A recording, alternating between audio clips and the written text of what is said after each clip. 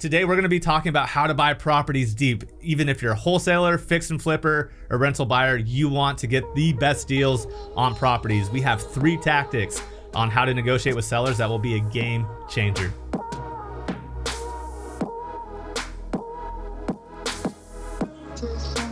What is going on, everybody? It's your host of BatchTV, Jesse Burrell. This is where we talk everything fix and flip, rentals, wholesale, and everything in between. All right, special guest today, Ricky Morgan. What is going on, brother? Hey, what's up, Jesse? Thank you so much for coming in today. So let's give the audience a quick bio of, how long you've been in real estate for, what markets you're in, roughly what you're making or how many deals you're doing. Yeah. So Ricky Morgan, guys, you can follow me, real estate Ricky _, and the Flip Lab. I've been in real estate for about 2 years. So I quit my last corporate job of June of 19 and started wholesaling, partnered up with my partner now, Steve. He's out of New Jersey. That's where I grew up. So we're doing about 2 deals a month in New Jersey, but we're averaging about $75,000 per deal. So we should do about $1 million net this year, run a really lean business. And that's really it. So that's what we've been up to the last 2 years. Awesome. So let's get into it because you're not doing a high volume. And that's why I wanted to have you on, because you focus more on finding the best deals instead of finding a bunch of deals. And your exit strategies, from what you've told me, are mostly fix and flip and then some assignments when that makes sense too. Yeah, exactly. When you buy them deep, you have a lot of good exit strategies, and we just try to figure out what's the least amount of work that we can make the most amount of money. Guys, for you that don't know, we have a giveaway, 250,000 skip traces when we get to 5,000 subscribers. Click here for more details. So obviously I've wholesaled for a long time, like 8 years, and I definitely did not use your strategy, which I'm jealous of today. But so what do you do to qualify to find, these unicorn prospects to make sure that you could find a really good deal and have these type of, assignments or flip exits of 6 figures? Yeah. So I think a big part of qualifying is actually qualifying people out.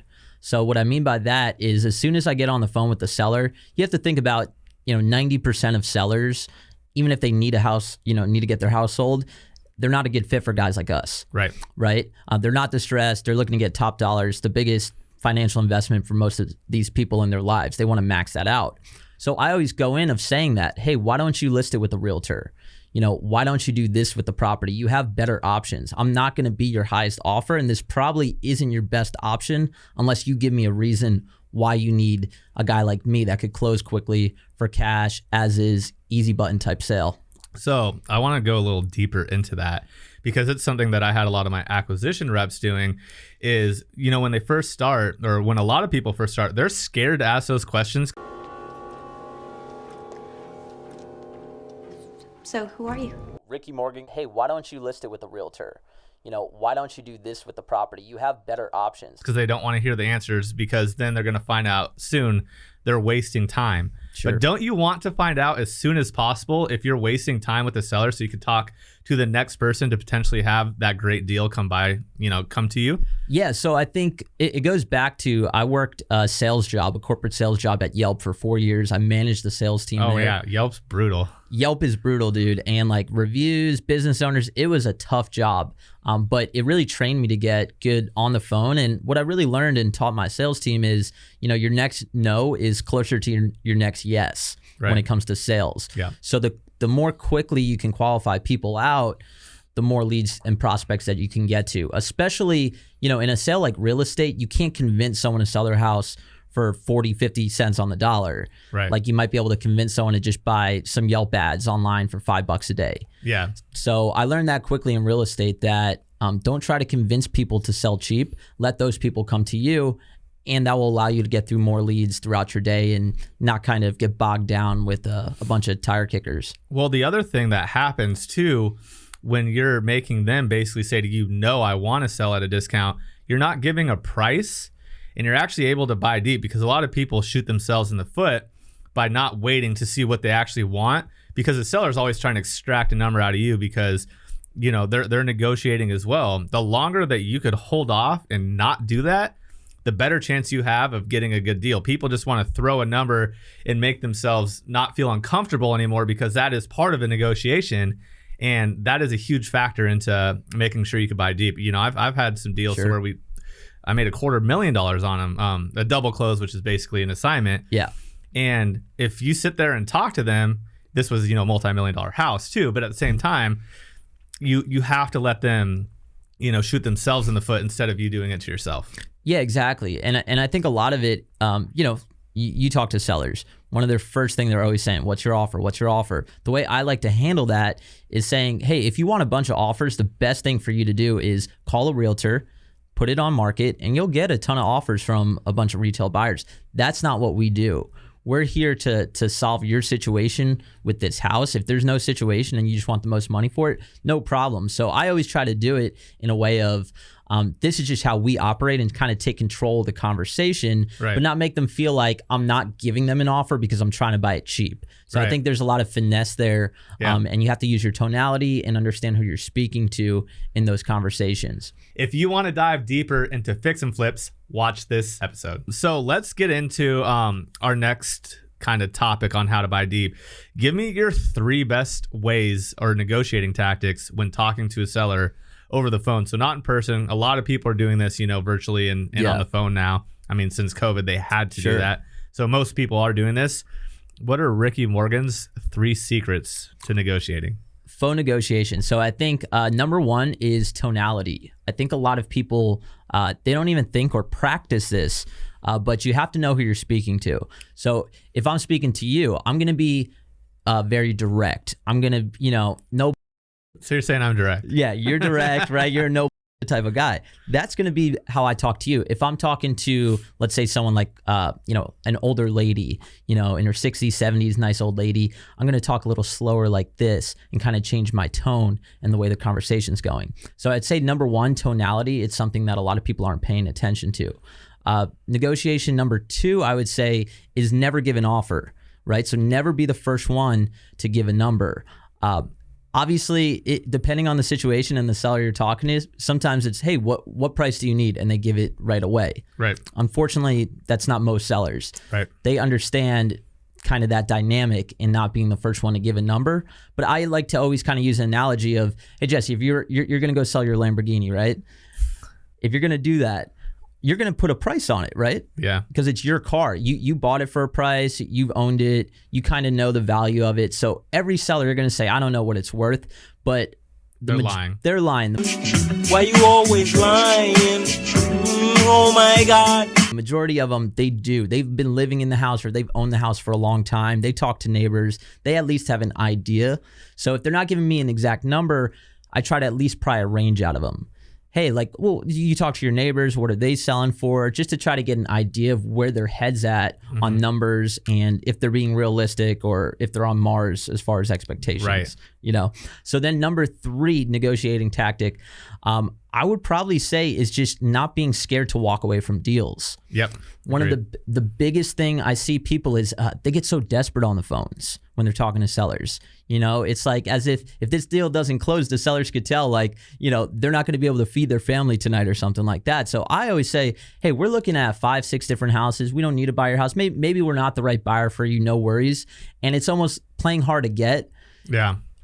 That psychological battle almost confuses sellers, because then they start saying, hey, he doesn't even want my house that bad. He has all these other options. Right. Maybe I should work harder to see if I can make a deal work with him, when you kind of take that attitude into negotiation.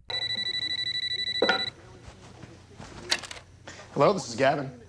Hi, Gavin. My name is Colin Valenti. I'm calling from Master Travel Incorporated. I'll tell you about an exciting limited-time offer, exclusive Las Vegas getaway. I have a few moments of your time to tell you about this new package. You know what? I would love to, but I just don't have the time. Hello? Hello? But so people will say that all the time. Yeah. But they will not follow up with being able to walk away from a negotiation for a couple days or a week, or actually willing to lose it to someone else.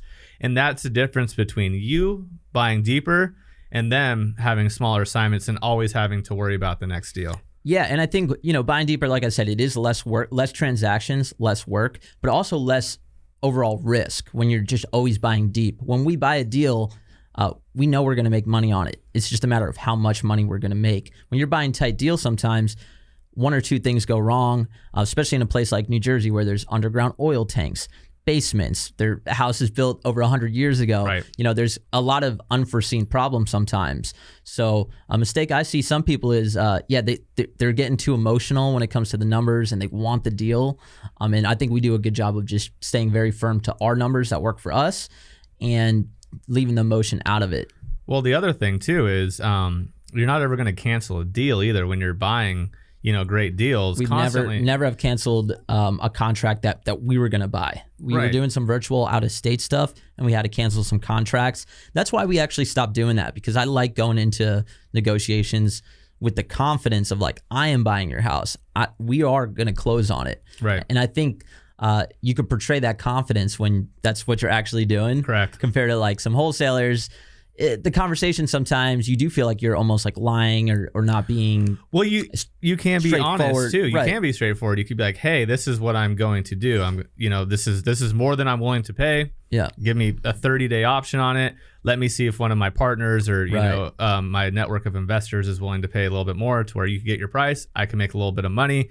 People are just scared to ask that or say that for some reason. When I've made a lot of money on options, or just we were always straightforward with our sellers, because there's no amount of money that's gonna mess with my morals or my ethics. Like I'm gonna be honest with people, and that's always been well to me in business. But I think people think they're gonna lose a deal if they do that, and in my experience, and it sounds like in your experience, people appreciate that honesty. Correct. Like we just had a deal. Like I said, most of the deals we are closing ourselves. We use private money. Yeah. We're taking control of title, but sometimes we don't.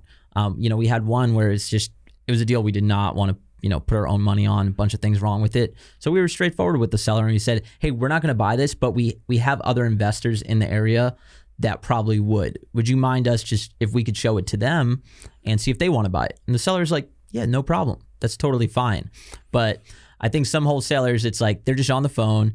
The sellers give them a high price. They negotiate it and lock it up at a high price because they want that DocuSign email to come through and post on social media, closing deals. Yeah. But that's not when you make money when you lock it up, if you're locking them up too high. So I think being very diligent in your own qualifying and making sure your numbers are correct when you contract in the first place is extremely important to do. So this hot take has been absolute fire. So basically we got to talk about how do we qualify people property, because the biggest problem people don't do is disqualify. It's not about qualifying. It's about how could you disqualify quickly to find your avatar for the type of person that you want to buy from. And then the great negotiating tactics, talking with tonality, talking about not giving an offer. The worst case is you want to find the range from the seller first. Right. And last thing, not being scared to walk away from a deal and actually owning up to it. So this was absolutely amazing. Before we go, what is one last golden gem? It could be anything related to anything that you want to give to the audience that's helped you in your entrepreneurship journey. Stay consistent, guys. I would say that's the biggest thing. Like the way to find these big rips is every single day waking up and trying to find big rips. I've been doing that for the last 2 years. I still take mail calls when they come in right now. I have other people that help answer them, but I'm still in the trenches after, doing over $1 million of flips. So I think be consistent, always try to buy deals every single day, and eventually you're going to find those big ones. Brother, thank you so much for coming on. Always bringing gems. I appreciate you. Yeah, absolutely, man. Thanks for having me on. Absolutely. Thank you so much for joining another episode of The Hot Take. If you watch that video and can't figure out how to close deals for bigger profits, that's your problem, not mine. Until next time, let's get it. Check out these other videos right here. Follow me on social media.